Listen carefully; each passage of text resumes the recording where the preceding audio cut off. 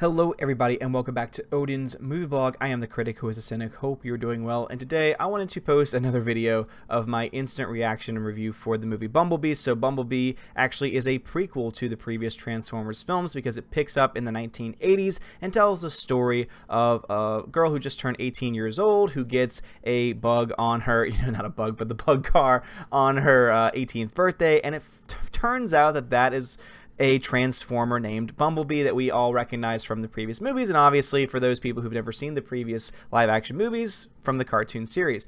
Now, this is a film that I really wanted to enjoy. It's really one that I was very excited for. I heard nothing but great things about it. It had rave reviews, Rotten Tomatoes. I mean, the fact that 93% of critics liked a Transformers movie is absolutely amazing, and audience score matches it. So when you usually see those types of scores, when you see a high critic, high audience, normally it means it's a fun movie. It's a movie that you can get lost in, and there really isn't anything political to it overall. And while that is indeed the case, that this is definitely a movie that parts of it you can have fun with, and there's definitely not a political message to it, I still did not like this movie. Now, of course, before you start hating on me and start posting all your, posting all your hate comments in there saying, oh, you're just too critical, the reason why I disliked it, I think, is extremely important, because before I even get to that, what are some things that I liked? Hailee Steinfeld. I think that she is truly a wonderful young actress. I cannot wait to see how her career spans over the years, because she's already got Oscar nominations to her name. She's also already got some truly amazing performances to her name, and this is yet another one. Even though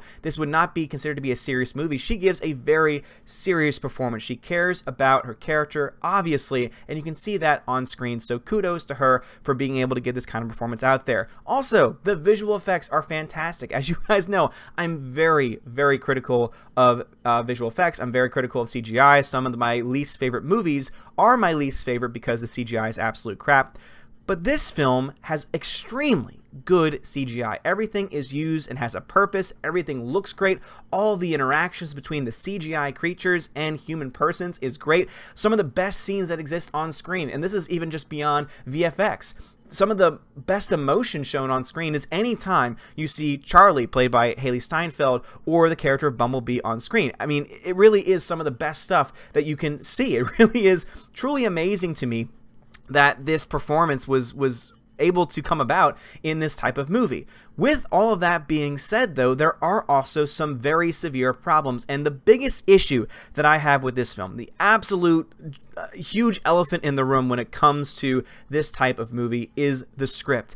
The screenplay to this movie, the storytelling, how one scene goes to the other, certain characters that come up, especially the love interest. Oh my god, the love interest is terrible in this movie, not just from the actor's perspective, but also just from the way that he is just shoehorned in there, is not necessary to the story. Seriously, they could have left that character out and it would not have had an impact on the story whatsoever. It was just a total waste. And I know some people are trying to say, oh, it wasn't too bad, etc. But think about it. With the character, is the character's existence in the story necessary? And if your answer is yes, please explain to me how the character is necessary. And if the answer is no, well then you should understand where I'm coming from. But the entire story is awful. From the lines to the overall, the way that the story is crafted together, it just isn't good. It just doesn't come together in a cohesive way. And I found myself to be incredibly bored. And if the visual effects aren't the problem, if the acting isn't the problem either, if even the direction, since the acting is fine, and therefore the director, obviously directors have different specialties. Some directors are visual, so they care more about the visual effects. They care more about the on-screen story. Many are also directors as well. They care more about the on-screen performances from the actors. I'm not exactly sure where the director for this film falls into that. I don't know where Travis Knight falls into that. But all I can say is that the true low point of this film, the weakest point of this film, is from the screenplay. And the screenplay is written by a woman named Christina Hodson. So if you have any doubts about my criticism of this, if you think that the writing wasn't nearly as bad, I do have some evidence to support the fact that this woman is not a good writer, from the very fact that, one, she has not written a whole lot, and two, the things that she has written are some of the worst movies that have ever been released, at least from what I have seen so far. So let me just start off by saying she's only written a few movies. For one, Shut In is the first movie, the first big budget film that she wrote in 2016. I don't know how she got into a big budget film without any other previous writing credits. Normally you see a lot of people have some starting in television or some smaller independent films, she just got thrown right into it. Immediately after that, she writes Unforgettable, which was that amazing movie that you see right here. Which I almost forgot even existed because of just how bad it. I mean, I avoided this film like the plague because it got terrible reviews. On IMDb alone, it's got a 5.1 out of 10. I don't touch anything that has Katherine Heigl in it anymore because she just picks some of the worst projects. But this is easily what many would have considered to be in like the bottom list in 2017. I guarantee you would have seen this movie or heard of this movie on the bottom 10, bottom 5 movies of the entire year. So a lot of that had to do with the fact that the story was awful, the fact that it was just a poorly written story. Now she has Bumblebee, which is a huge blockbuster. It's not making money yet because it hasn't been released in China and other places, and also it's got a lot of competition, but she's also been pegged, and this is where my giant concern comes in. Not only because the story sucks, not only because she ruined the movie for me. I mean, I honestly couldn't get into it. The fact that for a solid hour, I sat there bored to tears, waiting for everything, checking my watch like 3 or 4 times. That should not happen in an action movie. That should never happen in a Transformers movie. Some people might have been able to look past it. Some people might have been able to distract themselves by the visual effects and by their love of the performances from people like Haley Steinfeld, and I can understand why some of you might be able to do that. But I could not ignore the terrible screenplay. I could not ignore the lines, the way that the scenes were put together, where one scene blends into another. The fact that you had this long sequence in the middle, this terribly long, just so boring sequence in the film that it just took everything out for me. And yet this is the woman who has now also been pegged to write Birds of Prey, which is a DC film that kind of needs to be good. You know, obviously Aquaman is putting them in the right direction, and I think Shazam's going to be good, but this is going to be like the next real big film after that, and she's already been pegged to write the screenplay for Batgirl. I don't understand where this person gets her criteria from. I don't understand what she's done to really earn that spot. And maybe the reason why the Bumblebee score is so high is because it was a story about a strong female character written by a female. However, that is not enough to make a movie good. I'm sorry, that's just not enough. And I'm not saying that if you like the film, the only people that like this movie are thinking like that. Obviously, I know a lot of people who really don't care about that kind of stuff. And as I said before, I have no problem with Haley Steinfeld's character. I think her character is great.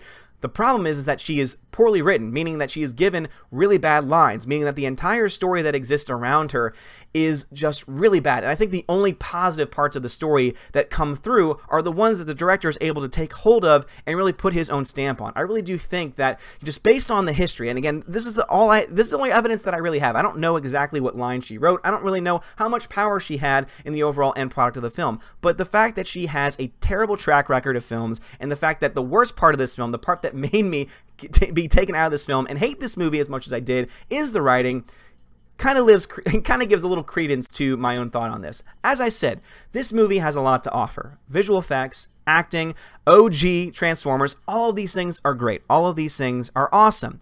And the chemistry that exists between Haley Steinfeld and the CGI creature in this movie, Bumblebee, is great. All those scenes that they have together are absolutely fantastic. But that cannot take away bad writing. Bad writing cannot be totally hidden by visual effects and performances. It will almost always come out.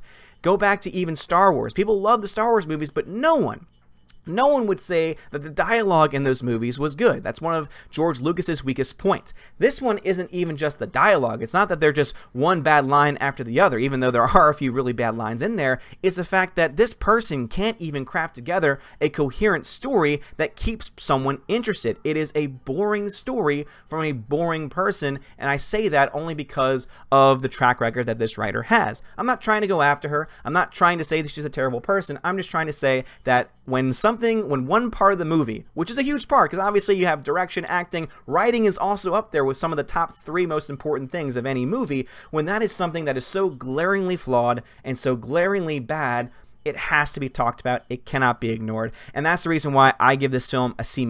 I honestly do not ever feel the need to see this film again. I have no desire to ever see a movie by this writer again. In fact, this is very likely going to keep me from going to see. I know that I tend to even see bad movies, but I almost don't want to sit through another movie like that. If I have to sit through Birds of Prey and it's just like this, where it's just poorly written, or Batgirl, and again, I want to give those DC movies a chance, but unless they're able to find themselves a better writer, because if Bumblebee had a good writer, if Bumblebee had someone who had a good track record, who was able to craft good stories, this film would be fantastic. I would agree with the critics here and with the audiences, but because it doesn't, I can't. Anyway, guys, what are y'all's thoughts on this? Do you at least understand where I'm coming from, that the writing is bad? Most people seem to, but if you don't agree with me, please leave me a comment below. I'd greatly appreciate it. Also, if you like this video, smash that like button, give me a thumbs up, give me a subscribe. You're all amazing and beautiful people. Don't worry, guys. My top 10 list is indeed on the way, and it should be out very shortly, by the 1st or 2nd of the year. Anyway, guys, thank you all so much for watching. Have a great day, and as always, God bless.